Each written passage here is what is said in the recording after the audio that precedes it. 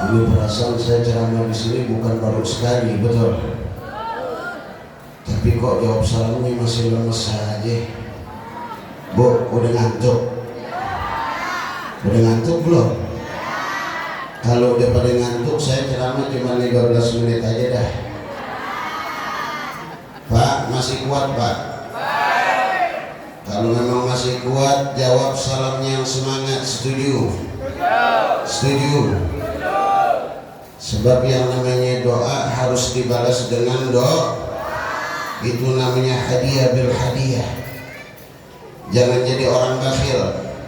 Orang sudah memberikan hadiah kepada kita, kita nggak mau ngasih hadiah buat orang. Itu namanya orang mau cubit nggak mau dicubit. Assalamualaikum warahmatullahi wabarakatuh.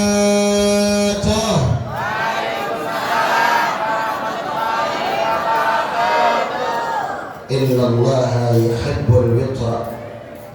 Allah cinta kepada sesuatu yang ganjil. Allah cinta kepada sesuatu yang jawab salamku baru berapa kali? Assalamualaikum warahmatullahi wabarakatuh.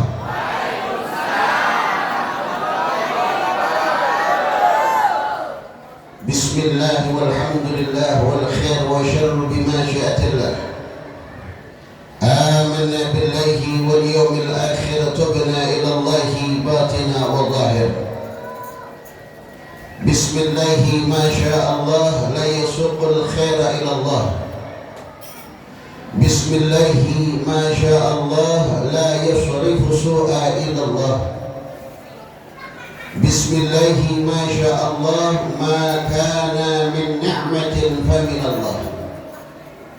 بسم الله ما شاء الله ما جاء بالحسنات إلا الله. بسم الله ما شاء الله لا حول ولا قوة. الحمد لله. الحمد لله على نعمه المتواطرة ونعمه الغامرة وآياته المتكثرة، والصلاة والسلام على سيد أهل الدنيا والآخرة سيدنا وحبيبنا وشفيعنا ومولانا محمد. سيدنا وحبيبنا وشفيعنا ومولانا محمد. سيدنا وحبيبنا وشفيعنا ومولانا محمد صلى الله عليه وسلم. الأمر بالظاهرة. رب اشرح لي صدري ويسر لي أمري واحلل عقدة من لساني يفقهوا قولي. إلهي أنت مقصودي ورضاك مطلوبي. أعطنا محبتك ومعرفتك. Allahumma inna nas'aluka al-futuh. Angkat tangannya. Allahumma inna nas'aluka al-futuh wal munuh wal rusuh wa taubatan nasuh wa salah al-jasad wal ruh.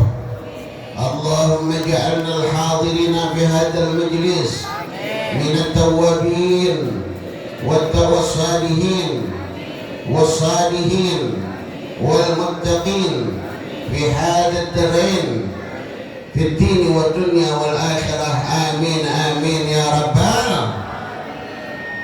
عباد الله أوصيكم وإياي بتقوى الله وطاعته لعلكم تفلحون.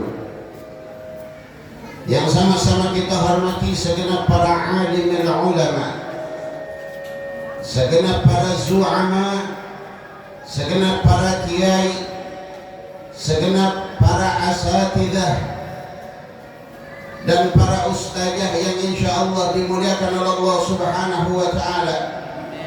Terutama guru-guru kita yang masya Allah kita doakan guru-guru kita semuanya panjang umur, sehat badan, diberikan taufik wal hidayah serta keberkahan di dalam hidup beliau. Amin amin ya rabbal.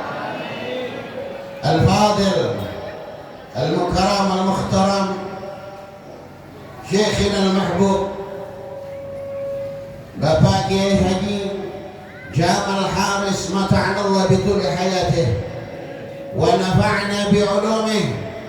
Semoga Allah panjangkan umur beliau, Allah berikan ilmu beliau menjadi manfaat untuk kita semua. Amin amin ya rabbal. Di sini banyak sekali Ustaz Al-Fadil Al-Ustaz Mukhtar Effendi, Al-Fadil Al-Ustaz Dede, Al-Ustaz Wahid, dan banyak lagi ustaz-ustaz yang lainnya yang mohon maaf apabila saya tidak sebutkan namanya. Ada juga saudara saya, guru saya Al-Ustaz Rahmat Abdul Aziz, yang kita doakan semua guru-guru kita diberikan keberkahan, diberikan sehat walafiat, diberikan panjang umur, diberikan istiqamah di dalam berdakwah di jalannya Allah Subhanahu wa taala, dan berjuang di dalam perjuangannya Rasulullah sallallahu alaihi. Amin amin ya rabbal. Dan segenap panitia peringatan Isra wal Mi'rajnya Nabi Muhammad sallallahu alaihi wasallam, segenap pengurus Masjid Jami'al Ikhlas, yang semoga semuanya diberikan keberkahan oleh Allah Subhanahu wa taala, yang didukung oleh semua majelis.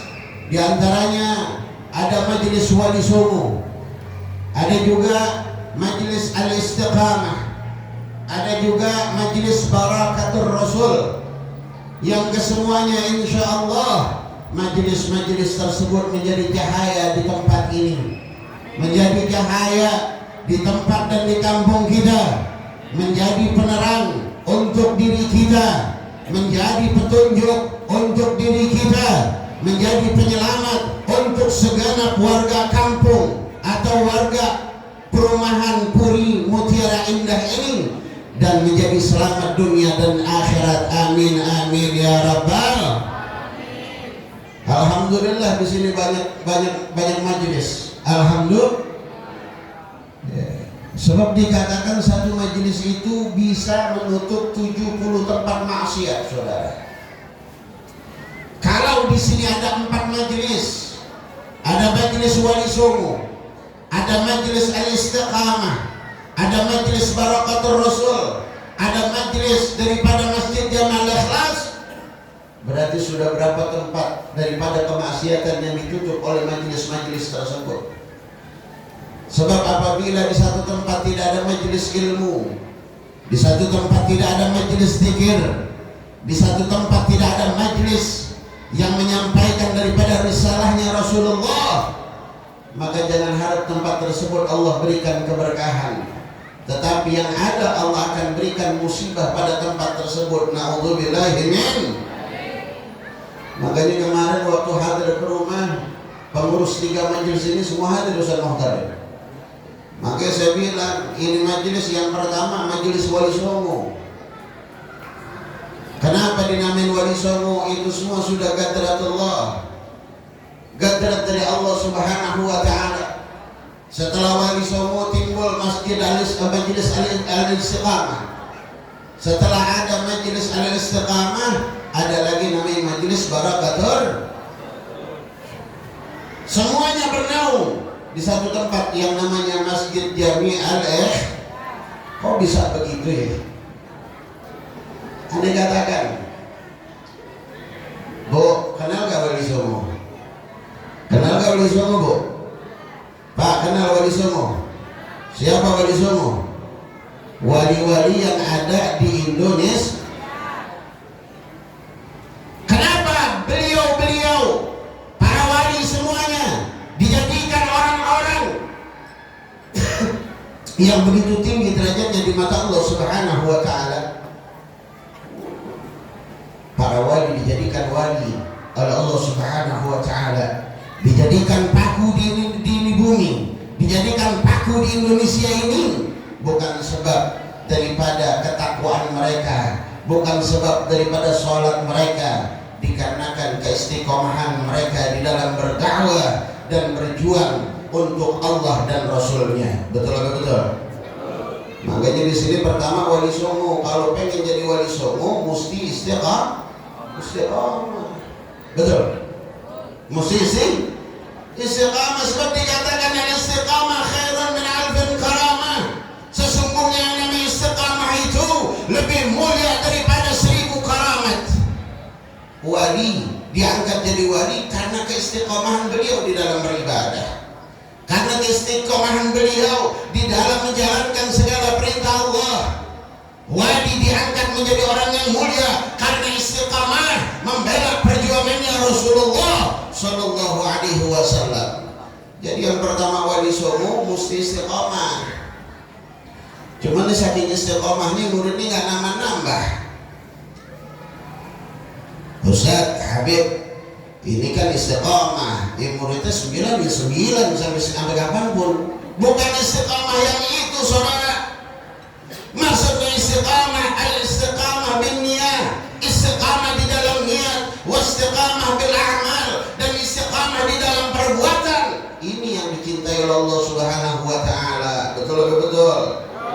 Sekarang saya pengen tanya, majelis al-istiqamah muridnya nambah apa kurang? Nambah apa kurang? Jawab yang kompak, nambah apa kurang? Kalau anda kata nggak nambah segitu-gitu aja repot, keliwat istiqamah namanya. Yang pertama wali songo, harus antum semua menjadi wali-wali di tempat antum. Apa wali? Wali itu bahasa Arab artinya penolong, saudara. Antum semua orang-orang yang tinggal di Puri Mutiara Indah ini harus menjadi wali di kampung antum. Karena apa?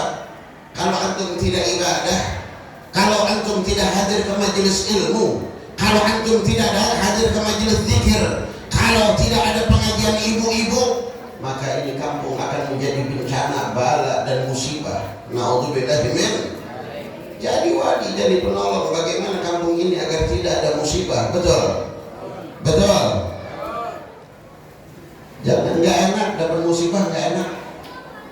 Kemarin saya berangkat ke Cianjur memberikan bantuan ke Cianjur. Saya cuma tanya di sana, ayu sabab hadir musibah? Apa yang menyebabkan musibah ada di Cianjur? Galmahat akthar di Cianjur. Yang namanya pesantren banyak di Cianjur, betul? Betul. Ada seorang wali yang namanya Mama Gentur di Cianjur, saudara. Sampai nama jalan dinamakan Jalan Gentur, saudara. Karena saking mulianya Mama Gentur, saudara, seorang wali Allah. Berapa banyak pesantren-pesantren? Saya ceramah di Cianjur hampir tiap bulan, saudara. Tapi kenapa kok Cianjur Allah berikan musibah? Ternyata Allah Subhanahu wa ta'ala telah mengingatkan kita, saudara. Apa kata Allah Subhanahu wa ta'ala? Walau anna ahlal qura amanu wa taqaw la fatahna 'alaihim barakatin minas sama'i wal 'ard. Seandainya penduduk satu negeri, seandainya penduduk satu kampung beriman, bertakwa kepada Allah Subhanahu wa ta'ala, la fatahna 'alaihim barakatin minas sama'i wal 'ard. Allah akan bukakan pintu keberkahan dari langit dan juga dari bumi, saudara. Alhamdulillah. Pengen gak dapat berkah? Pengen gak dapat berkah? Kuncinya cuma 2, beriman, bertakwa kepada Allah Subhanahu wa ta'ala. Lalu saya bertanya, apakah di Cianjur tidak ada orang yang bertakwa? Apakah di Cianjur tidak ada orang yang beriman? Apa jawab mereka? Ya Habibi, ya Syekhi, sesungguhnya di Cianjur ini banyak ulama, banyak kiai, banyak ajaran, banyak pesantren, banyak santri-santri. Terus kenapa bisa ada musibah? Apakah tidak ada majelis zikir? Apakah tidak ada majelis ilmu? Banyak. Cuman satu kesalahan di sana, yaitu mereka diam atas kemaksiatan. Diam atas Apa yang terjadi? 2 minggu sebelum terjadi gempa Cianjur,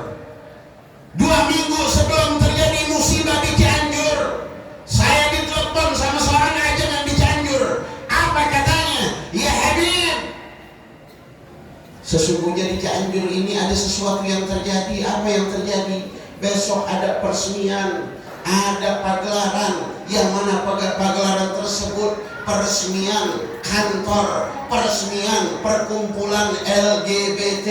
Naudzubillah min. Lalu anda tanya, apakah guru-guru di Cianjur tidak bisa menangkal itu semua? Apakah guru-guru kiai di Cianjur, ajaran di Cianjur tidak bisa menahan itu semua? Apa kata mereka? Kami tidak bisa melawan itu semua. Karena apa? Pesantren kami telah disumbang oleh Bapak Bupati dan Wali Kotanya.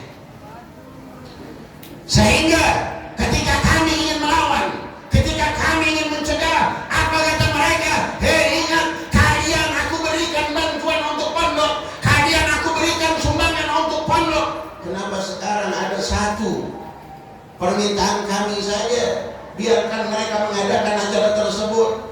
Udah biarin, daripada kalian aku berhentikan, daripada bantuan ke pondok-pondok kalian, ke majelis-majelis kalian. Syakitun, mereka semua diam. Jadi yang namanya terjadi musibah itu bukan berarti gak ada orang alim, saudara. Bukan gak ada kiai, bukan gak ada ulama. Tetapi ulama, kiai, ajengan diam dengan adanya kemaksiatan. Ini yang menyebabkan musibah dan bala bencana, saudara. Makanya dikatakan, idza ra'aytum munkaran falyughayyiru biyadihi. Kalau kita melihat kemungkaran, cegah kemungkaran tersebut dengan tangan atau kekuatan kita, saudara. Yang punya jabatan lawan dengan jabatannya, yang punya tenaga lawan dengan tenaganya, yang punya ilmu lawan dengan ilmunya. Kira-kira kalau andai kata di Puri Mutiara Indah ini pengen dibikin diskotik, setuju gak? Setuju gak? Setuju gak? Berarti alhamdulillah ini kampung bakalan menjadi kampung yang berkah. Alhamdulillah.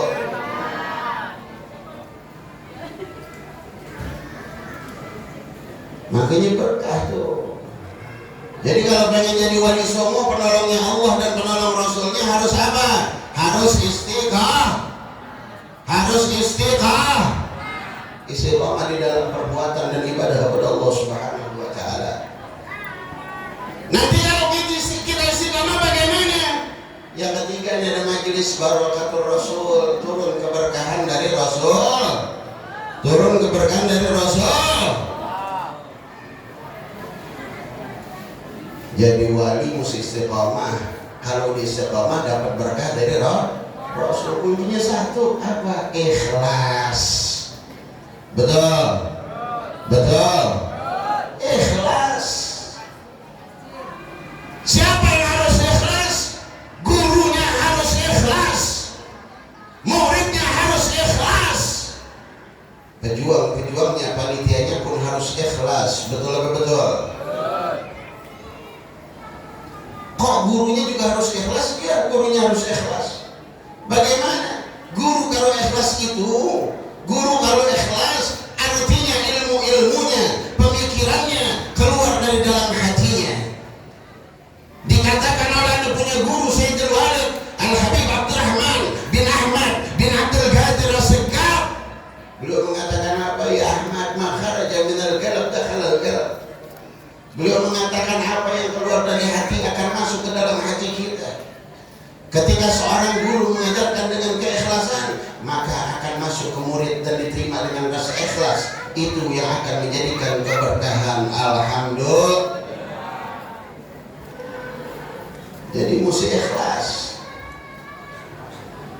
Ini kadang-kadang jadi guru susah juga, saudara. Giliran yang punya urusan orang-orang berduit datangnya paling getol, betul. Giliran yang bikin tahlil, bikin maulid orang kaya, yang kira-kira kalau ceramah di amplopinnya tebel-tebel, datangnya getol, betul. Giliran yang undang orang susah, dia pakai alasan, oh maaf saya ada acara, oh maaf saya ada urusan. Kira-kira ada guru yang begitu di sini? Ada nggak? Alhamdulillah. insya Allah di sini mah nggak ada, betul. Yang ada di sana di lemah abang, yang ada di lemah kemarian dikit.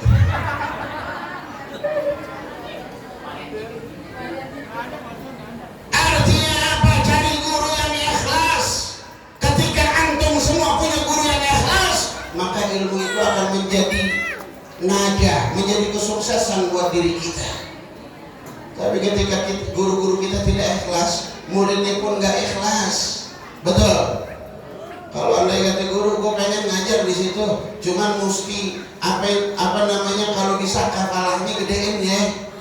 Kalau nggak 500.000 gue nggak mau ngajar. Kalau anda kata ada guru yang begini, besok jangan dipakai, setuju? Setuju?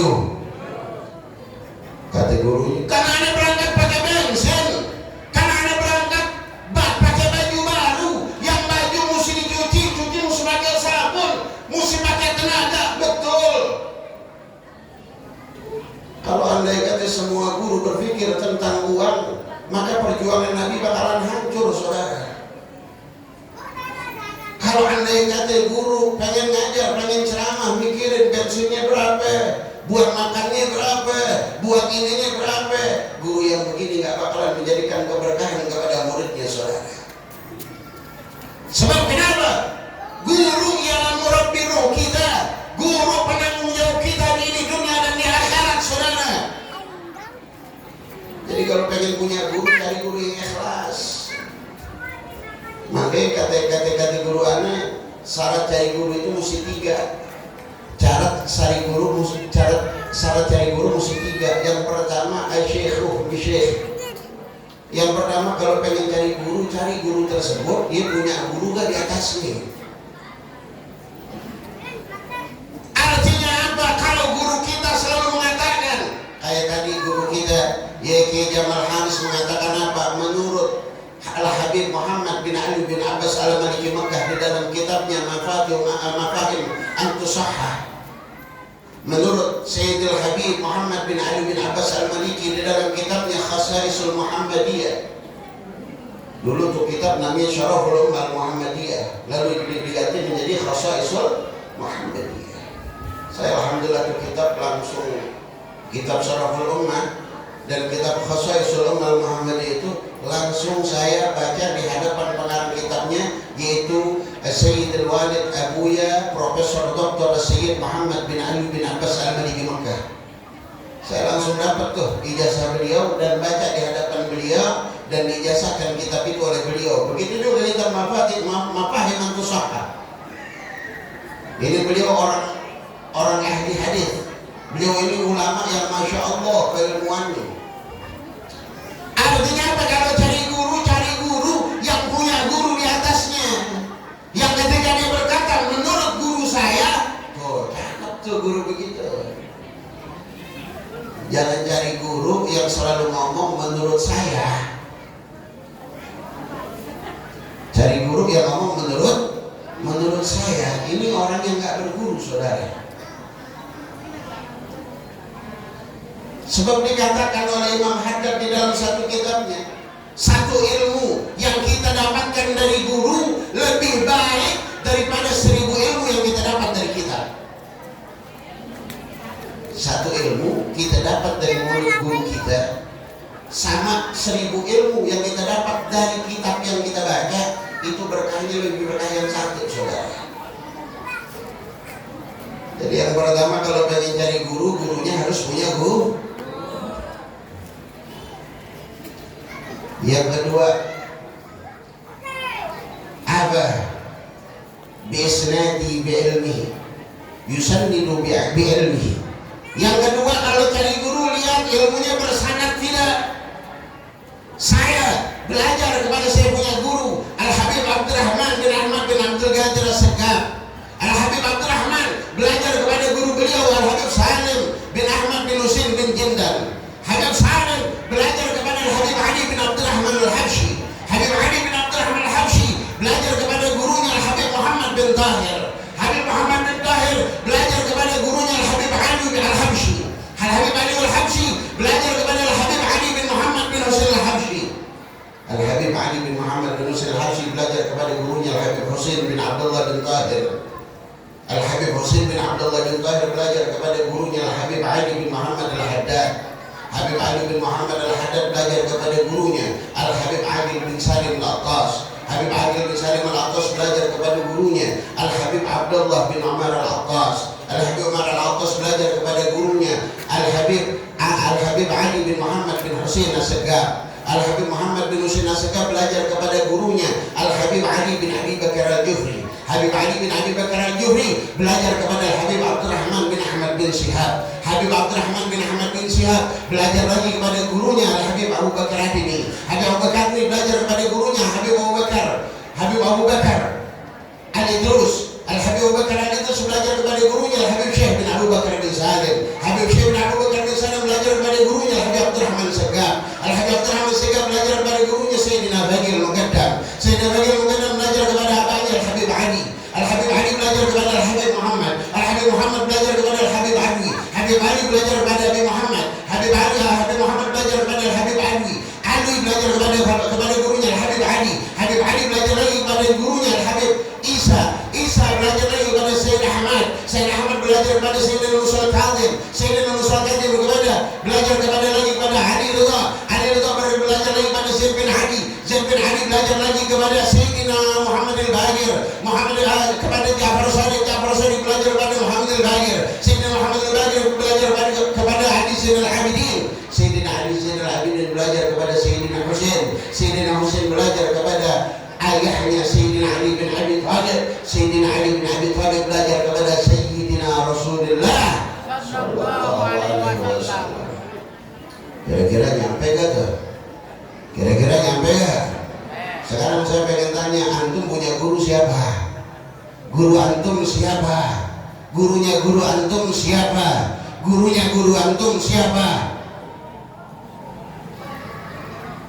Saya belajar kepada Habib Abdullah bin Abdul Qadir bin Ahmad Al-Faqih Darul Hadis. Saya belajar kepada Gusmi. Saya belajar kepada Kiai Haji Tahir.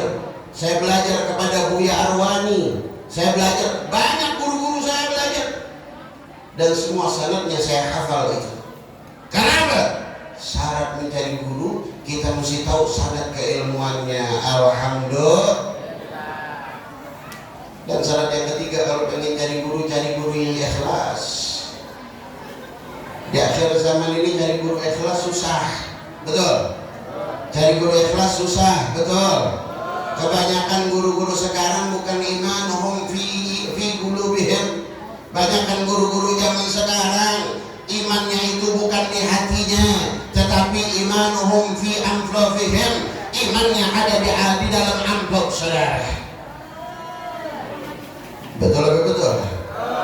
Kalau amplopnya kecil, ngajarnya males-malesan. Kalau anda kata amplopnya gede, getol, benar betul. Saya ajarkan kepada murid-murid saya. Saya alhamdulillah punya santri banyak di rumah. Di rumah saya itu orang pada belajar, bukan mereka kasih saya kasih mereka duit. Bukan saya sombong, tidak. Kenapa? Harusnya jadi guru itu mengayomi murid. Dipesan oleh guru saya, Ahmad, kalau ente pengen jadi guru, jadilah orang tua mereka, maka mereka akan berasa diayomi oleh engkau. Kenapa? Nanti ketika murid punya masalah, laporan sama ente, ya Ahmad. Ini ceramah baru gigi 1 nih. Udah setengah jam, saudara. Tadi saya diomongin sama Ustaz Mokhtar Effendi, Abah ceramahnya setengah jam aja. Ini udah 25 menit, tinggal 5 menit lagi. Terus ya kan? Ini saya belum bahas masalah acara hari ini, saudara. Lanjut. Artinya cari guru yang ikhlas. Cari guru yang ikhlas. Sebab kenapa? Kalau guru ikhlas, makharaja minal galab dakhala al-galab. Apa yang keluar dari hati maka akan masuk ke dalam hati. Sama ibu-ibu punya anak, bapak-bapak punya anak. Kalau mendidik anak, didik dengan hati, bukan dengan emosi. Ini kagak, kalau mendidik anak pakai emosi, bukan pakai hati, saudara. Mulut lebih duluan daripada doa. Anak kita bandel sedikit, bukan kita doain, malah kita kata-katain. Anak kita dibilangin susah, kita bilang anak setan, begitu. Kalau andai kata anak setan, maknya mau bapaknya apa nih? Kalau kita pengen ikutin ajaran Nabi, ketika melihat murid kita, anak kita berbuat salah, berbuat maksiat, angkat tangan, Allahumma hdi ya Rabb, Allahumma hdihi ya Rabb, Allahumma hdihim ya Rabb. Ya Rabb, berikan mereka taufik hidayahmu ya Allah. Biar yang gak sholat pada sholat, biar yang mabuk pada berhenti, biar yang main judi online pada berhenti. Sebab banyak orang-orang zaman sekarang judinya pada gak ngumpul, tetapi judi online. Apa itu namanya itu? Slot ya? Hah? Apa ya? Slot ibu? Ibu tahu slot? Ya. Na'udzubillah min dzalik. Saudara-saudara kaum muslimin wal muslimat rahimakumullah.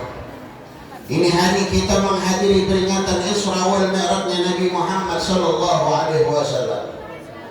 Yang tadi dibahas tentang Isra Mi'raj oleh guru kita. Isra itu maknanya dijalankan Rasulullah dari Masjidil Haram ke Masjidil, dan Mi'raj itu artinya Rasulullah dinaikkan oleh Allah Subhanahu wa taala sampai Sidratil Muntaha.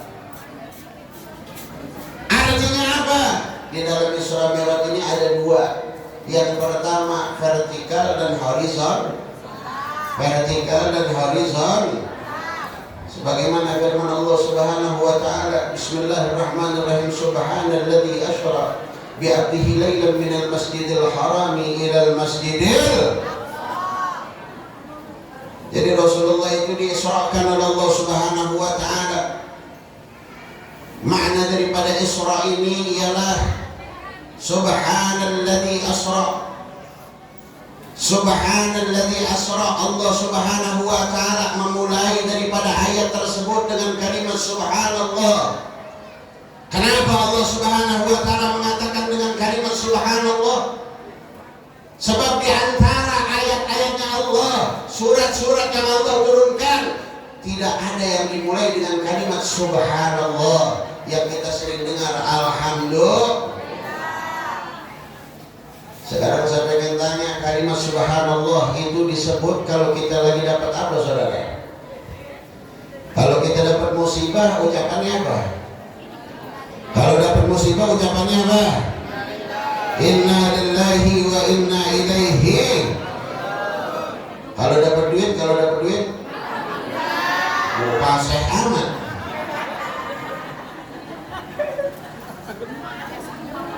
Kalau andai kata dapat sesuatu yang bikin kaget kita, yang bikin takjub kita, maka kita harus mengucapin apa?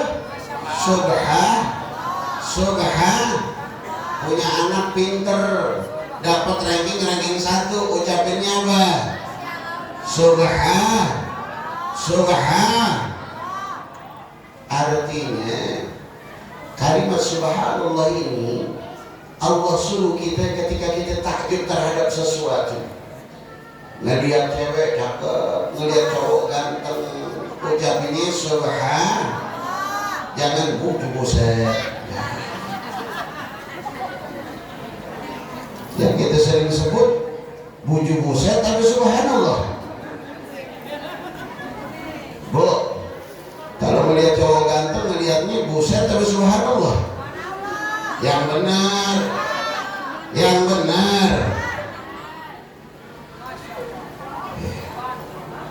Subhanallah, ganteng benar tuh laki-laki. Coba laki gua kayak gitu. Kenapa Allah tanamkan subhanallah? Padahal yang memberangkatkan, yang memperjalankan Rasulullah dari Masjidil Haram ke Masjidil Aqsa siapa, saudara?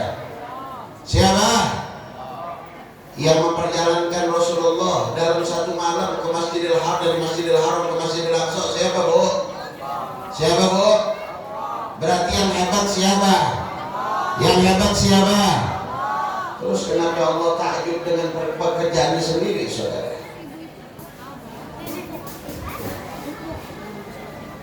Artinya apa? Kalimat subhanallah ini kalimat yang diawali daripada subhanalladzi asra bi 'abdihi lailan minal masjidil haram ilal masjidil aqsa. Allah takjub kepada Nabi Muhammad diperjalankannya malam satu malam, bahkan cuma setengah malam, saudara, dari Masjidil Haram ke Masjidil Aqsa. Allah tahajud. Kenapa? Sebab nabi-nabi yang lain nggak punya keramat, nggak punya mukjizat, nggak punya kelebihan kemuliaan seperti Nabi Muhammad. Jadi Anda pengen tanya, nabi-nabi yang lain ada nggak yang diserahkan oleh Allah? Nabi-nabi yang lain ada yang diserahkan tidak? Nggak ada. Yang diserahkan siapa? Nabi Muhammad. Berarti Nabi mulia tidak? Nabi hebat tidak? Nabi mulia tidak?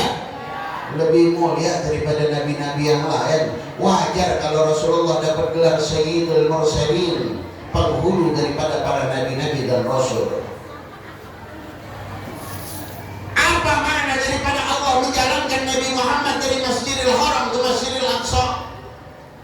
Artinya kita sebagai umat Nabi Muhammad digambarkan oleh Nabi, adakan perjalanan spiritual kalian minad dhulumati ilan nur, dari kesesatan kepada terang benderangnya Allah Subhanahu wa ta'ala. Bu, kalau Anda kata kita miskin, besok miskin, tahun depan miskin, tahun depan lagi masih miskin, 5 tahun ke depan masih miskin, kira-kira ada perubahan nggak? Ada perubahan tidak? Pak, kita ini ngaji, tahun ini Iqra 1, tahun besok masih Iqra 1, tahun depan lagi masih Iqra 1, ada perubahan nggak kira-kira? Rasulullah mengajarkan maksudnya apa? Agar umat Nabi Muhammad mempunyai perubahan di dalam hidupnya, berubah dari yang tadinya sering maksiat jadi sering ibadah, dari tadinya yang malas sholat jadi demen sholat. Ini yang pertama. Yang kedua, kenapa Allah memperjalankan Nabi Muhammad bainal arad ilal arad, di antara bumi ke bumi lainnya? Maksudnya kita suruh menjelajahi semua bumi, kita disuruh menjadi makhluk yang sosial, kita disuruh berteman sama tetangga, kita disuruh berbuat baik sama teman-teman yang lain, disuruh kita bergaul kepada manusia. Artinya apa? Berbuat baik ke sesama manusia, berbuat baik kepada makhluk-makhluk yang ada di alam ini. Itu yang diajarkan oleh Allah Subhanahu wa ta'ala kepada Rasulullah sallallahu alaihi. Ada namanya Mi'raj. Rasulullah dinaikkan oleh Allah Subhanahu wa ta'ala di Sidratul Muntaha, bertemu langsung dengan Allah Subhanahu wa ta'ala. Maksudnya apa? Selain hubungan kepada manusia, harus juga kita hubungan kepada Allah Subhanahu. Ini kadang-kadang urusan sama manusia lebih dipentingin daripada urusan kepada Allah Subhanahu wa ta'ala. Betul? Giliran bohong sama manusia takut, ninggalin kerjaan sama manusia tak? Saya pengen tanya, kalau Anda kata bolos kerja, berani atau tidak? Berani atau tidak? Ngurangin kerjaan, waktu kerjaan, berani atau tidak? Ngomongnya apa? Kalau Anda kata nih ngurangin kerjaan atau bolos di kerjaan, bakalan dipecat. Sama manusia itu nggak pernah takut, saudara. Tapi giliran sama Allah, kira-kira nggak sholat, punya rasa bersalah tidak? Nggak ibadah, punya rasa bersalah atau tidak? Nggak pernah punya rasa takut. Makanya Imam Ghazali pernah lewat. Satu saat Imam Ghazali lewat, ketemu murid-murid yang pada ngumpul. Lalu Imam Ghazali mengatakan kepada murid-muridnya, wahai muridku, aku ingin bertanya kepada kalian. Apa wahai Imam? Aku ingin bertanya kepada kalian, apa yang paling berat di dunia ini? Apa apa yang paling berat di dunia ini, apa yang paling ringan di dunia ini, apa yang paling dekat di dunia ini, apa yang paling jauh di dunia ini. Ini saya pengen tanya sama orang Puri nih, kira-kira yang paling dekat di dunia ini apaan? Hah? Yang dekat di dunia ini apaan? Yang paling dekat di dunia ini sama diri kita, bukan bini kita, saudara, bukan anak kita. Yang paling dekat sama kita di ini dunia apa? Al-maut, mati. Sebab ketika mati itu datang, la yastakhiruna sa'ata wa la yastaqdimun. Ketika mati itu datang, tidak bakal bisa tuh diundur dan gak bakal bisa dimajuin, saudara. Betul? Betul. Dan ketika mati itu datang, tidak ada manusia manapun yang hebat apapun menolak daripada itu kematian. Adakah orang kaya yang pengen mati ngomong, ya Rob, aneh kalau bisa jangan dimatiin sekarang ya Allah. Kenapa? Ini semua harta buat engkau, yang penting tambahin umur aku ya Allah. Kira-kira harta bisa beli umur tidak? Bisa beli umur tidak? Nggak bisa. Al-abrab indan nas al-maut. Yang paling dekat sama manusia ialah kematian. Makanya kita bakal mati ya? Bu, bakal mati ya? Pak, bakal mati tidak? Sekarang saya pengen tanya, apa amal kita, apa bekal kita untuk menghadapi kematian? Salat kita udah banyak belum? Banyakan mana kebaikan kita sama dosa kita? Banyakan mana ibadah kita sama maksiat kita? Kan tahu katanya mati paling dekat di antara manusia. Kenapa kita masih nggak takut sama kematian? Ketika kematian itu datang, dosa kita berlumur dengan dosa. Ketika kematian itu datang, kita masih berlumur dengan kemaksiatan. Ketika mati itu datang, kita dalam keadaan dulu. Ketika mati itu datang, kita dalam keadaan hina. Kenapa kita tidak pernah takut, saudara? Ingat, aqraba indan nas al-maut. Yang paling dekat pada diri kita itu yaitu mati. Oleh karena itu malam ini kita duduk di sini, malam ini kita berkumpul di sini untuk apa? Belajar agar kita ketika datang kematian, ibadah kita udah mulai banyak, dosa kita udah mulai habis. Ketika bertemu kepada Allah Subhanahu wa Ta'ala sesuai dengan perintah Allah dan sesuai dengan firman Allah, ya ayyuhan nafsul mutmainnah irji ila rabbika radiyatan ya fadkhuli fi ibadi wadkhuli. Allah redha. Kalau Allah sudah redha matinya kita bakal masuk surga. Pengen gak masuk surga? Pengen gak masuk surga? Yang kedua, dikatakan apa yang paling jauh sama diri kita? Bu, yang paling jauh apaan, Bu? Yang paling jauh sama kita apaan? Hah? Pak, yang paling jauh sama kita apaan? Yang paling jauh sama kita itu masa lalu. Sebab sehebat apapun profesor bikin alat, gak bakalan kita bisa balik ke masa lalu, betul? Betul. Artinya apa? Masa lalu itu mesti kita ingat berapa banyak dosa yang telah kita perbuat. Masa lalu kita berapa kemaksiatan yang telah kita perbuat. Berapa amal ibadah yang sudah kita lakukan. Berapa kebaikan yang sudah kita jalankan. Coba lihat masa lalu kita. Makanya disuruh kita ini beristighfar kepada Allah untuk mengingat dosa-dosa yang pernah kita lakukan, saudara. Sebab manusia tidak akan diampuni dosanya oleh Allah Subhanahu wa Ta'ala. Siapa? Manusia yang tidak pernah mengingat dosa-dosanya. Meskipun dia beristighfar sebanyak apapun, ketika dosa mereka tidak diingat, maka dosa tersebut tidak akan Allah ampuni. Jadi kalau kita ingin berdoa atau beristighfar, ingat kita pernah buat salah sama siapa. Apakah kita pernah berbuat salah kepada guru-guru kita? Apakah kita pernah berbuat salah kepada kedua orang tua kita? Apakah kita pernah berbuat salah dan masalah kepada tetangga kita? Apakah kita pernah nyusahin berbuat salah terhadap teman-teman kita? Ingat itu. Bahkan guru saya mengatakan, ya Ahmad, kalau engkau bangun tengah malam baca istighfar yang banyak, ingat dosa-dosa kita. Kalau bisa nangis, kalau nggak bisa nangis, tangisin.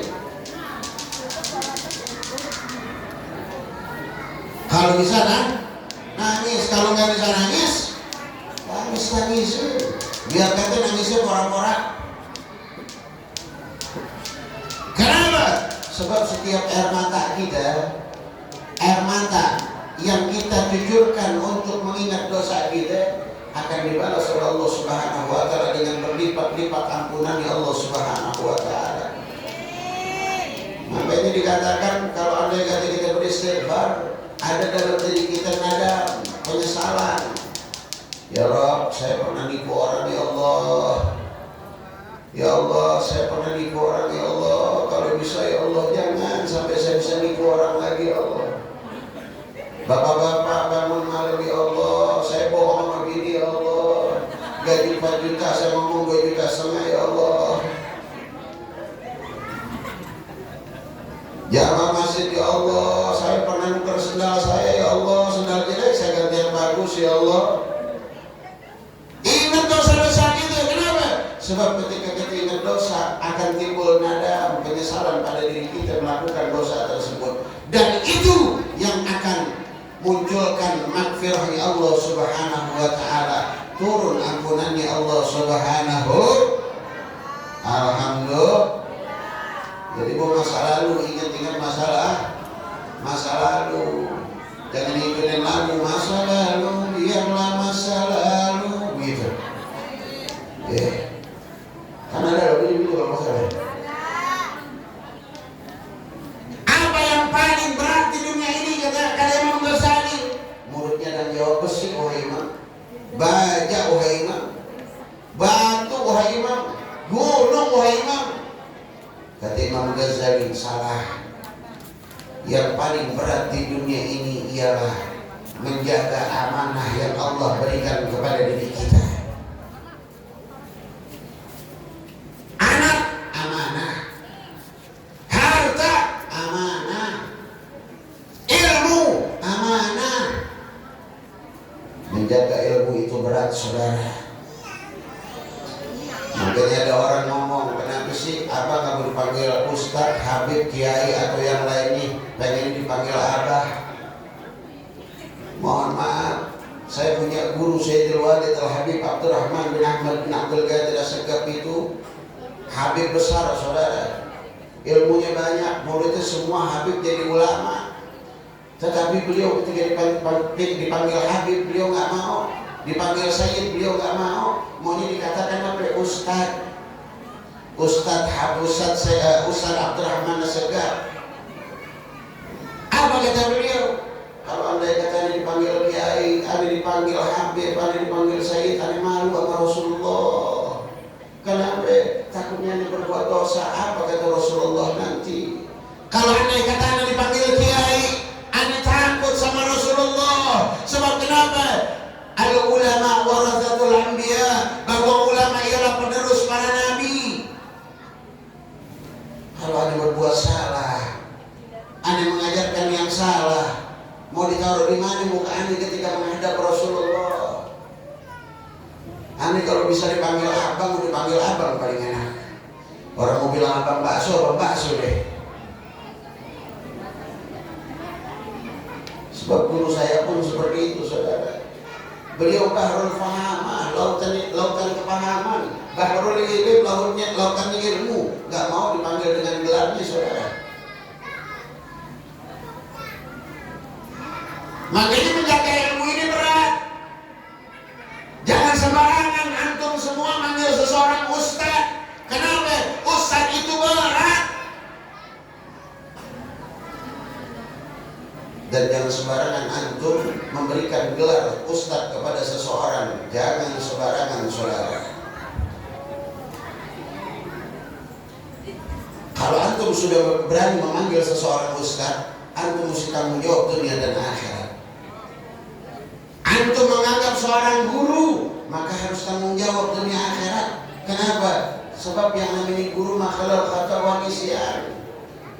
Sekarang saya pengen tanya, guru punya salah atau tidak? Guru bakalan keliru atau tidak? Siapapun muridnya, ketika gurunya berbuat kekeliruan, berbuat kesalahan, lalu murid itu mencela gurunya, mengatakan, kok guru saya begitu? Kok guru saya ngajarinnya nggak benar? Kok guru saya main politik? Kok guru saya begini? Kok guru saya begini? Haram untuk murid masuk surganya Allah Subhanahu wa ta'ala. Kenapa? Al-Imam Al-Habib Abdullah bin Husain bin Tahir mengatakan di dalam kitabnya, apa kata beliau, ketika seseorang sudah berani memanggil kepada seseorang gurunya, maka dia harus terima baik buruknya itu guru. Jadi kalau anda kata ada guru kita salah, jangan cemooh, kok guru begitu sih? Kok guru begitu sih? Artinya apa? Kita mesti terima baik buruknya guru kita. Kalau bisa, ketika ditanya, kenapa tuh guru lo? Kok guru lo seperti itu? Kita jawab, wallahu a'lam, mana nggak tahu. Kalau itu pengen tanya, tanyain orangnya langsung. Jangan ada orang yang jelekin guru, aku juga bingung guruku ada begitu ya. Ini namanya murid sambar geledek, saudara. Betul? Jadi kalau ada yang kata kita udah berani manggil orang dengan sebutan guru, dengan sebutan ustaz, kita mesti terima ustaz itu dengan segala kekurangannya. Seandainya kita mencemooh guru kita, menjelekkan guru kita, nggak bakalan masuk surga, saudara.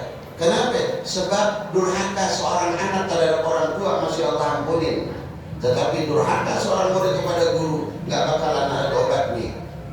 Bahkan dikatakan oleh Guru Adi Ahmad, siapapun murid yang durhaka kepada gurunya, maka di dunia Allah adab dengan kemiskinan dan hidup susah. Apalagi di akhirat. Makanya baik-baik, jangan sembarangan manggil orang guru. Sebab guru itu mesti menjadi murabi, mesti menjadi panutan untuk diri kita. Makanya zaman dulu menjadi guru susah, saudara. Ya, di dalam satu kitab diceritakan ada seorang syekh ulama besar. Ini ulama besar, masya Allah terkenal di negeri tersebut. Tahu-tahu datang seseorang kepada ulama besar tersebut ngomong, datang, wahai syekh, gak ya syekh, bahkan lu maklum ya syekh, anda pengen belajar dengan kau ya syekh, anda pengen menjadikan kau guru saya. Dilihat sama syekh. Ini seorang syekh, seorang ulama begitu dilihat murid. Kenapa? Rata-rata ulama zaman dulu kasyaf, bisa memandang hati seseorang. Dilihat sama murid, wah, ente kayaknya nggak bisa ngikut anak. Ente nggak bisa jadi murid anak. Kenapa ya syekh? Nggak bisa. Kenapa? Mata ente masih mata perempuan. Ntar kalau ente punya ilmu, dikit-dikit kawin, dikit-dikit kawin. Ustaz zaman sekarang banyak yang begitu? Banyak kan? Punya bini 2, 3, 4. Makanya setiap maulid mintanya biasanya 4. Kenapa? Bininya kan 4. Apa kayaknya sih? Lah. Ente gak bisa jadi murid tadi. Kenapa? Ente masih demen sama perempuan. Mata ente masih jelalatan. Bro, pergi. Datang lagi seseorang, ya syekh, anda pengen belajar dengan kau ya syekh, anda pengen jadi murid kau ya syekh. Dia lihat sama syekh ini, wah kata syekh ini, ente gak bisa jadi murid anda. Kenapa? Dunia masih banyak di dalam hati ente. Kalau anda ikat ente jadi orang alim yang banyak, ente bohongin orang, yang ente cari duit bukan berkah.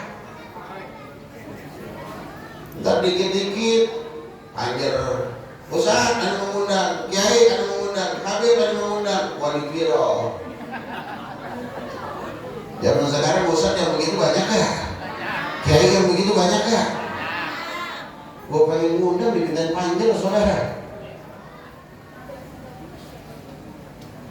Kata di syekh, enggak, ente gak bisa jadi murid lagi. Ntar kalau ente jadi ulama, yang ada ente memperdaya diri, ente persumat. Bro, pergi. Datang lagi seseorang, ya syekh, anda pengen menjadikan kau guru anda ya syekh, anda pengen jadi murid kau ya syekh, anda pengen menjadikan kau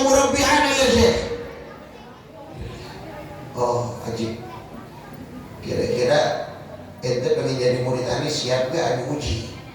Siap ya sih. Kalau siap, sekarang ente naik ke gunung. Ntar kalau udah nyampe gunung di atas ente lompat ke bawah.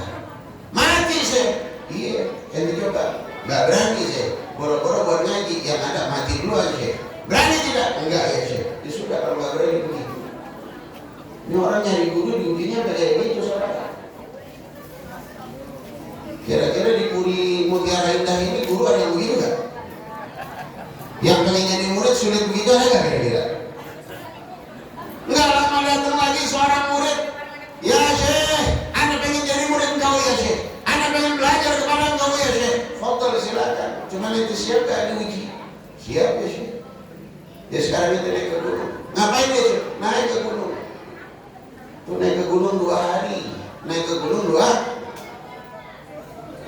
Nyampe di pinggir jurang. Ya Syekh, Anda sudah nyampe di pinggir jurang. Ya sudah lompat. Lompat Syekh. Iya, kata dia, ini gua rasa nih Syekh kayak uji gua nih. Anda lompat nih Syekh. Lompat. Benar saya lompat. Lompat. Lompat Syekh. Lompat. Yang tinggal lompat dari jurang. Gak jadi deh Syekh. Daripada mati, Anda berhenti jadi murid. Kira-kira kalau Anda lihat orang pun disuruh belajar begitu, mau gak belajar? Mau gak belajar? Bu, kalau pengen berguru disuruh begitu, berani gak begitu kita? Datang lagi seorang murid, ya Syekh, Anda pengen jadi murid engkau ya Syekh. Oh silakan, Anda uji. Sekarang ente naik ke gunung, ente berdiri di pinggir jurang. Dia ngomong, ya Syekh, saya sudah naik gunung dan saya sudah ada di pinggir jurang. Lompat. Lompat Syekh, lompat. Lompat di murid. Baik ya Syekh. Sebab dikatakan amar guru, perintah guru itu gak mungkin ngebohongin muridnya. Dia lompat. Allahu Akbar. Dia mermin matanya. Dia lompat. Tahu-tahu dia nyampe bawah saudara. Tahu-tahu dia nyampe. Alhamdulillah Anda selamat. Gila deh. Berarti Anda jadi murid itu Syekh. Dia pulang ke Syekh. Syekh, saya sudah naik gunung ya Syekh. Syekh, saya sudah lompat dari jurang ya Syekh. Bagus. Kata Syekh ini, ente lompat ke jurang itu, mata ente merem melek. Merem Syekh. Ulang. Ente lompat dalam keadaan mata melek. Kalau merem nggak sah. Ulang Syekh. Ulang. Ulang Syekh. Ulang. Berangkat mulai sama bapakatan. Dengerin apa kata bunyinya, taat sama bunyinya, dia naik lagi. Biarin dia gua mati-mati deh. Dia melekin matanya. Ketika dia pengen melompat, Allahu Akbar, dipegang tangannya sama gurunya. Udah, ente lulus jadi murid ani. Besok datang ke pondok ani. Alhamdulillah. Besoknya dia datang ke pondok nih. Ketika nyampe di pondok nih, didiemin sampai di Syekh sampai malam. Ketika sudah sampai malam dia nanya, ya Syekh, kapan anda belajar nih? Belum. Udah berapa lama yang tinggal pulang ke rumah? Oh lama Syekh, berbulan-bulan. Sekarang ente pulang ke rumah ente. Nanti siapapun yang tidur sama ibu engkau, penggal palanya, bawa palanya kemari. Ya Syekh, anu berbulan-bulan gak ketemu orang tua ya Syekh. Ini hari saya mesti pulang, penggal pala bapak saya ya Syekh. Mau tidak? Syekh, bapak nih Syekh. Mau atau tidak? Iya deh Syekh. Penggal palanya. Iya Syekh. Bawa kemari. Enggak Syekh, gak berani Syekh. Ya udah. Kalau kata ini Syekh, kalau lu gak berani, kalau kau tidak berani, kata Syekh selesai. Kalau bahasa sekarang, lu gue lu gue deh, ya, lu begini. Ya Syekh, jangan begitu ya Syekh. Ya udah, mau kagak? Mau Syekh, pulang. Nyampe di rumahnya jam 2 malam, dimatikan itu lampu itu oleh itu anak. Ternyata pas masuk ke kamar, orang ibunya dan ibunya sedang berhubungan badan dengan seseorang. Di kegelapan dia penggal kepala orang yang sedang tidur dengan ibunya, dibawa ke Syekh, dibungkus, dijalanin orang sampai lagi. Ya Allah, bapak, ayah, maafin saya. Ini perintah Syekh. Saya yakin setiap apa yang diperintahkan oleh guru nggak pernah salah. Siapa yang diperintah, apa yang diperintahkan oleh Ustaz, nggak bakalan salah. Dibawa tuh sambil nangis mana. Datang ke gurunya, ya Syekh, nih pala yang saya pegang orang yang tidur dengan ibu saya, yang saya yakin ini bapak saya. Apa kata gurunya? Ustaz, buka. Buka ya Syekh. Buka. Nggak kuat Syekh, nggak mau Syekh. Saya nggak tega ya Syekh. Buka. Nggak mau Syekh. Ingat, lu, gue, Akhirnya dia takut bisa sama gurunya, dibuka kepala. Apa yang terjadi saudara? Ternyata yang dibuka itu kepala bukan kepala bapaknya, tetapi kepala tetangganya saudara. Artinya apa? Kalau orang sudah menjadi murabbi ruhi kita, kalau orang sudah menjadi guru kita, bukan hanya menyelamatkan diri kita, tetapi keluarga kita semua diperhatiin. Apa tujuannya kata saya tersebut? Aku membawa ini kepala, aku menyuruh penggal ini orang, agar orang tuamu terselamatkan daripada zina selamanya, agar ibumu yang menjadi keramatmu jauh dari fitnah tetangga-tetangga yang ada. Nanti akan menjadi omongan, masa anaknya ngaji sama Ustaz Jamal, bapaknya mamanya berzina. Masa anaknya ngaji sama Ustaz Mukhtar, bapaknya masih main judi, bapaknya masih mabok. Kalau guru yang benar, murabbi yang benar, semua keluarganya diselamatkan. Alhamdulillah. Alhamdulillah. Kata murid, berarti saya lulus ya? Belum, besoknya dia datang lagi. Mari. Masih diuji aja sih. Kira-kira kalau orang puri mutiara nih, diujinya begitu, berhenti gak? Berhenti gak kira-kira? Ini murid gak mau berhenti, tetap jalan. Bayar ya besok saya datang.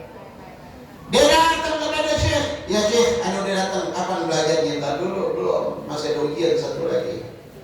Ente datang kepada Habib Abu Bakar bin Abdullah bin Abi Bakar terus.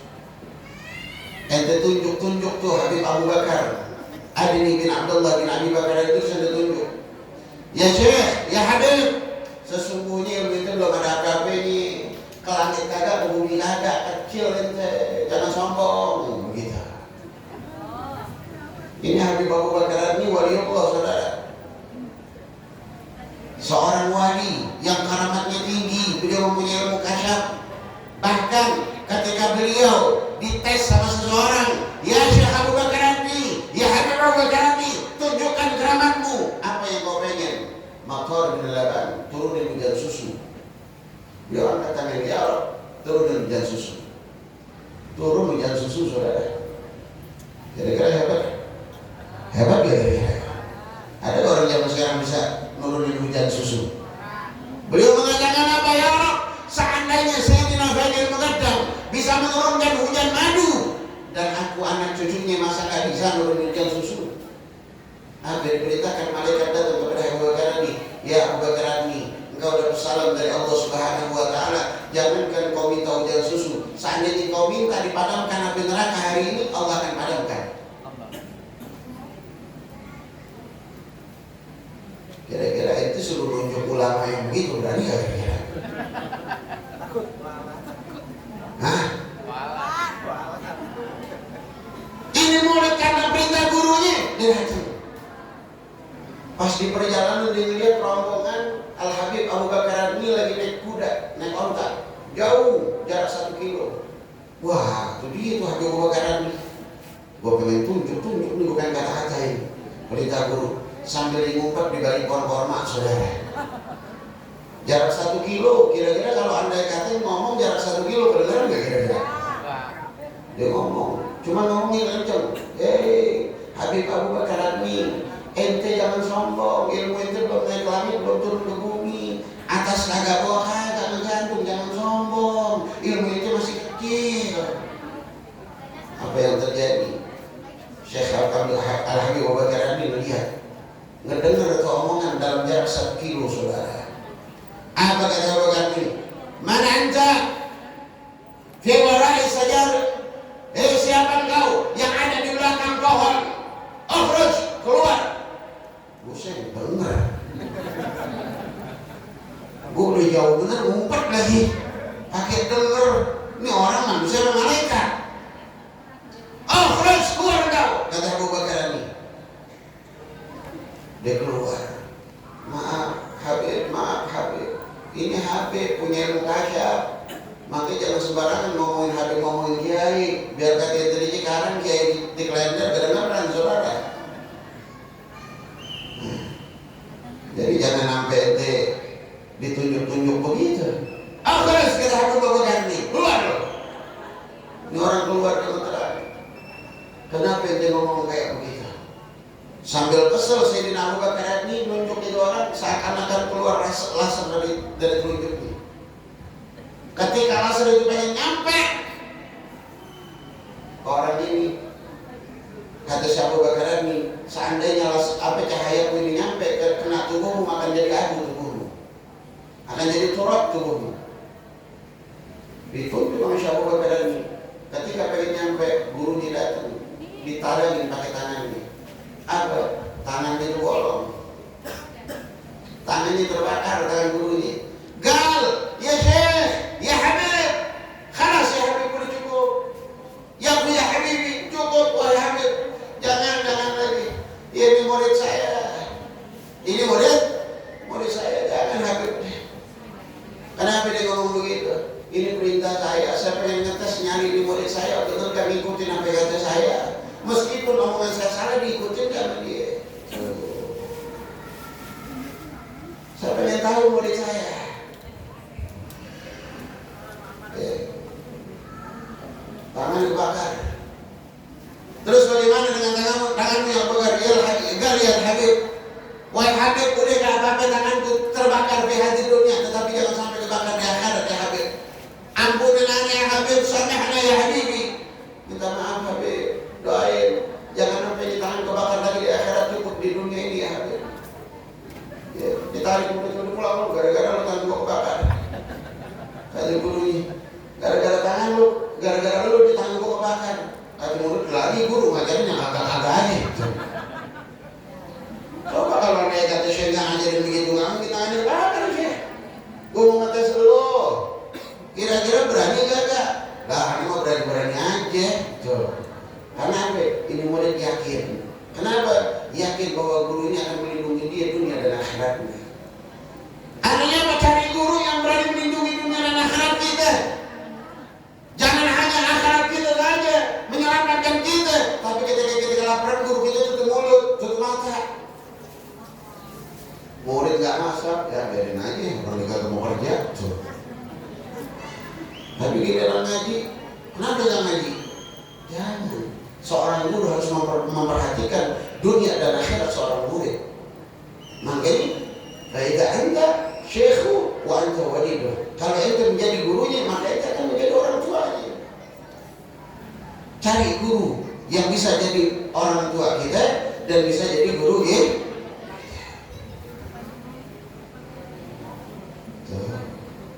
Makanya dijaga amanat berat. Jadi guru berat, jangan mau sembarangan dipanggil ustaz. Kenapa? Berat saudara.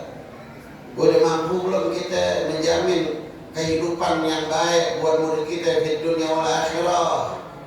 Kalau belum nyampe jangan. Kenapa? Berat tanggung jawabnya. Betul?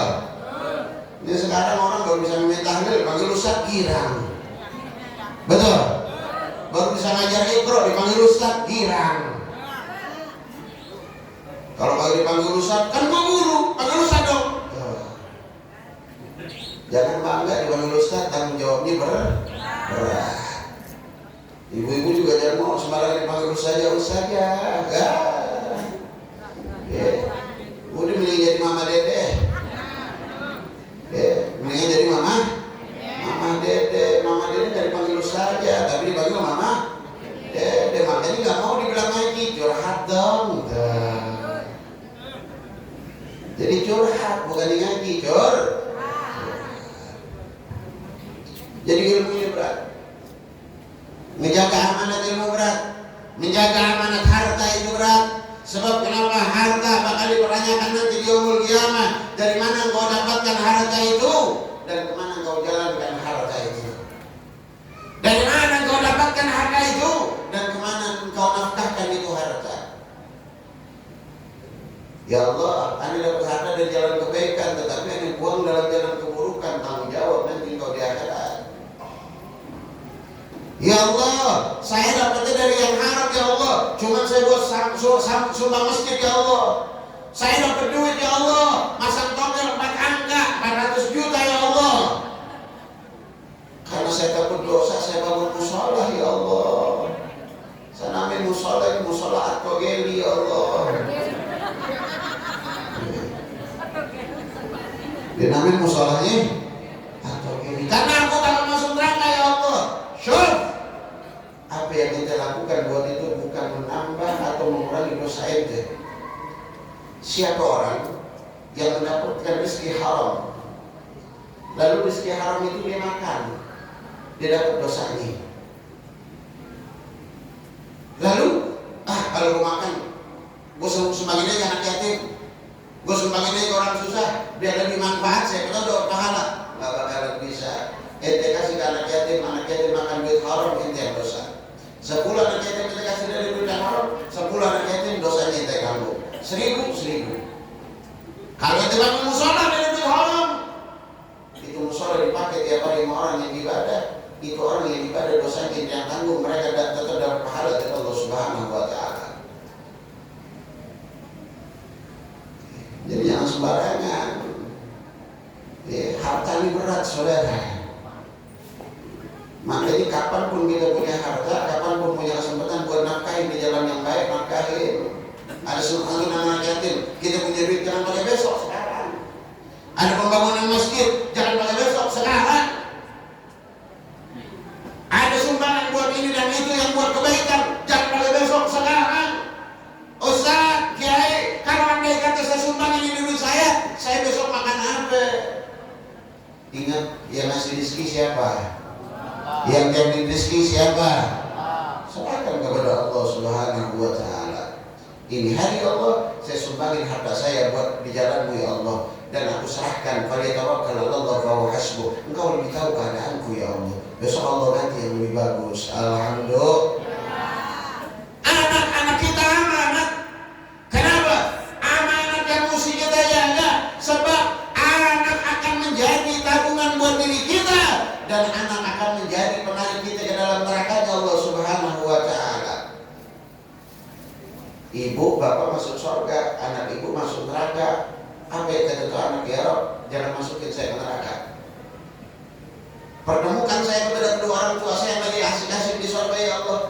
Saya gak rela kok masuk neraka. Kenapa? Saya masuk neraka gara-gara kedua orang tua saya ya Allah. Subhanallah, dipertemukan oleh Allah anak dan orang tuanya. Ini anak ngomong di hadapan Allah terhadap orang tuanya, ya Rob, hadza fahuwa mal'unun. Ya Rob, ini yang mesti orang yang kau laknat ya Rob. Kenapa? Gara-gara orang tua saya Rob. Saya gak pernah diajarin ngaji, saya gak pernah diajarin sholat, saya gak pernah diajarin berbuat baik. Makanya ini hari saya masuk neraka gara-gara di makhluk kedua ya Allah. Ditanya, wahai orang tua, benar dong ngajarin, habis bagaimana ya Allah? Saya gak punya duit, anak saya juga dibilanginnya susah. Tanggung jawab kita. Apa kata Allah? Malaikat, tarik ini dua orang tua masuk neraka mana nih? Tapi kalau kita punya anak yang soleh, anak yang bakti kepada kedua orang tuanya, anak yang rajin ibadah, anak yang berakhlakul karimah, ketika kedua orang tuanya masuk ke dalam neraka, tuh anak mau dimasukkan ke dalam surga. Ya waladi, udkhulil jannah, wahai anakku masuk ke dalam surga. Ini anak ngomong apa? Aina walidin, aina walidati, aina walidi. Mana kedua orang tuaku ya Allah? Mana kedua orang tuaku? Mana wahai malaikat? Gal walidaitak fi nar. Kedua orang tua itu dalam neraka. Udah termasuk surga enggak? Anda nggak mau masuk ke dalam surga kalau anda kata orang tua saya masih ada di neraka. Kata malaikat, kalau masuk, lah ya malaikat. Madkhul, anda nggak mau masuk? Masuk, nggak mau masuk ya malaikat. Sebelum orang tua saya ikut saya ke dalam surga Allah Subhanahu wa Ta'ala. Ini anak yang soleh, alhamdulillah. Akhirnya tuh anak megang tiang di depan pintu surga. Dikisahkan ini anak sambil membaca, ya muhaimin ya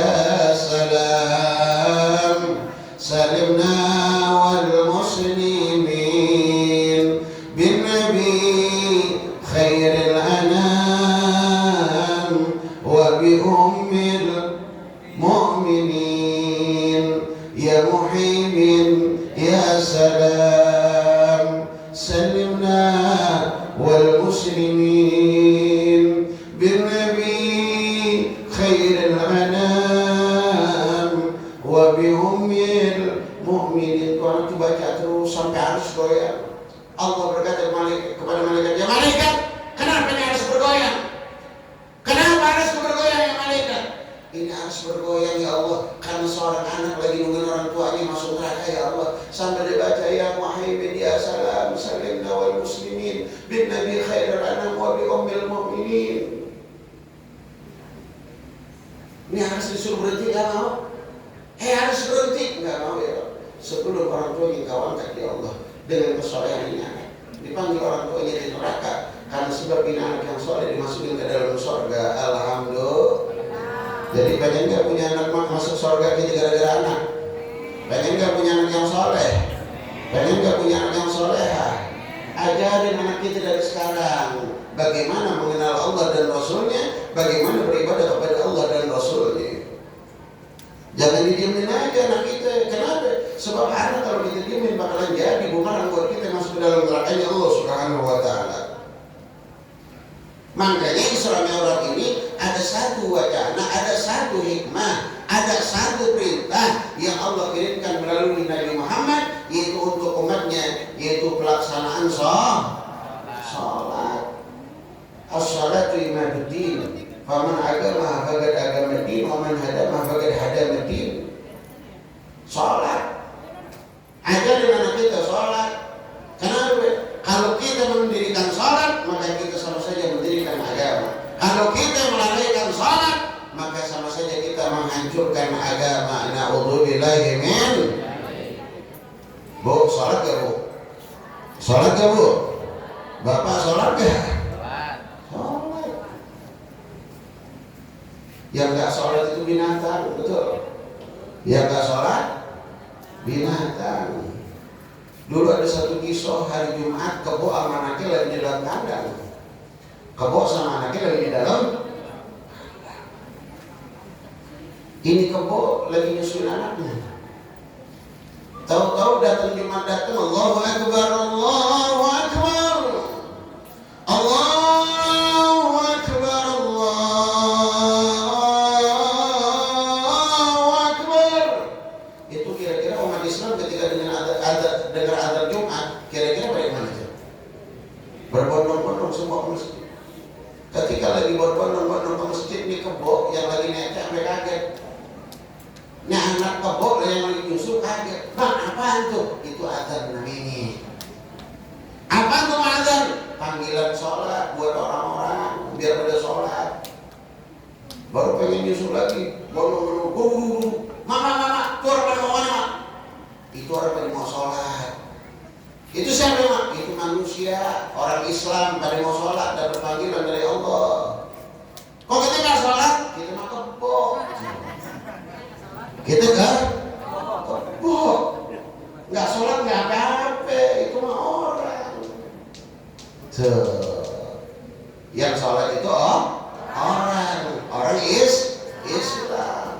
Kata anak nih, kok kita nggak sholat mak? Kita kan kebo enggak dong? Akhirnya udah nanya mulu, kita jalan-jalan aja nyusul mulu. Tahu-tahu lagi di jalan ngeliat anak muda lagi main gitar, mama, kok tuh orang kagak kayak tadi mak pakai kain pakai peci pada sholat, kok dia malah main gitar? Ya nanti juga kebo. Bukan orang mak, bukan kebo. Kalau dia orang dia sholat, karena dia kebo dia nggak sholat. Jadi yang nggak sholat siapa bu? Yang nggak sholat siapa? Kalau punya laki nggak sholat berarti lakinya nggak. Betul. Bapak-bapak kalau punya bini nggak sholat berarti bininya. Ibu-ibu kalau punya laki nggak sholat berarti lakinya. Kalau tiap malam tidur sama. Punya anak nggak sholat berarti anaknya.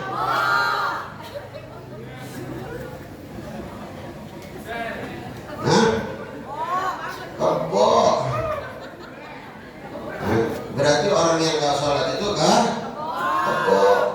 Ustadz sembarangan aja nih manggil orang kebo, bukan gue yang ngomong. Yang ngomong kah? Kebo. Tapi lagi cerita masalah kah?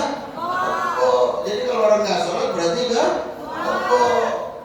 Ada karyawan nggak sholat berarti karyawan. Kebo. Tukang dagang nggak sholat berarti tukang dagang. Kebo. Mahasiswa nggak sholat berarti mahasiswa. Kita pengen jadi orang berkebo. Pengen jadi orang berkebo. Makanya hikmah daripada Isra wal Mi'raj ini maksudnya apa? Kita ceramah sampai jam 11 malam, jam 12 malam, buktikan bahwa kita bukan kebo. Bapak-bapak yang ada di sini besok bangunin istrinya, bangunin anaknya, yuk kita sholat subuh. Ya bangun sholat, bangun sholat, bangun sholat. Ketika masjid Al-Ikhlas mengatakan panggilan as-salatu khairum minan naum, as-salatu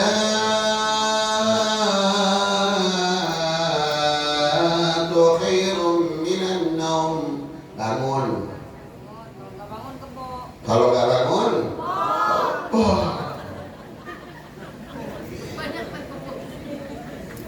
Ini kira-kira di sini banyak kebun, banyak orang. Saya pengen tanya, masih ada kelas gede-gede yang banyak sholat tapi banyak yang tidur. Banyak yang sholat tapi yang tidur. Berarti yang sholat manusia yang tidur. Yang ngomong bukan aneh tapi yang ngomong enggak.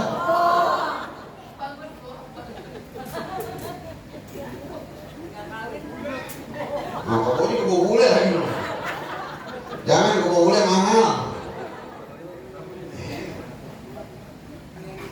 Makanya hadiah orang-orang yang kita mesti ambil pada hari ini yang tadi nggak sholat, insya Allah pulang dari sini Allah berikan hidayah biar pada sholat. Yang tadinya sholat cuma 2 waktu, 3 waktu, Allah jadikan 5 waktu. Yang udah 5 waktu Allah jadikan hatinya mudah untuk sholat duha. Allah jadikan mudah untuk sholat malam. Terus Allah berikan hidayah, insya Allah kita semua diberikan taufik dan hidayah Allah Subhanahu wa taala. Dimudahkan diri kita, hati kita semua untuk beribadah kepada Allah Subhanahu wa taala. Didekatkan oleh Allah Subhanahu wa taala, dapat taufik dan hidayah dari Allah Subhanahu wa taala. Bismil asraril Fatihah.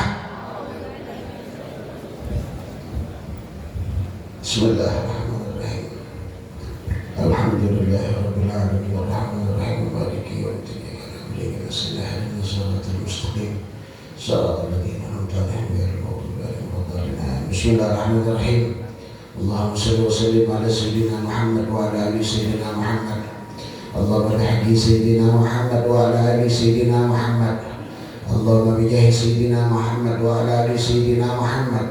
Bihaqqi sayyidina Muhammad wa ala ali sayyidina Muhammad. Allahumma ja'al jam'ana jam'an marhuma وتفرق من بعد تفرقا معصوما. اللهم لا تدع لنا في مجلسنا هذا ذنبا إلا غفرته ولا عيوبا إلا سترته ولا حما إلا فرجته ولا دينا إلا أديته ولا مرضا إلا شفيته ولا حاجة إلا قضيتها ومقبولها يا الله يا رب العالمين. Ya Allah ya Rabbana, jadikan ini perkumpulan yang mendapat rahmat-Mu ya Allah. Ya Allah, jadikan perkumpulan kami ini perkumpulan yang mendapat ampunan-Mu ya Allah. Ya Allah, jadikan perkumpulan ini ya Allah perkumpulan yang mendapat kemuliaan dari-Mu ya Allah. Jangan Kau jadikan perkumpulan ini perkumpulan yang buruk ya Allah. Allahumma la tad'a lana fi majlisina hadza ya Allah. Jangan Kau bubarkan kami dari majlis ini ya Allah. Illa tamman ghafarta ya Allah, kecuali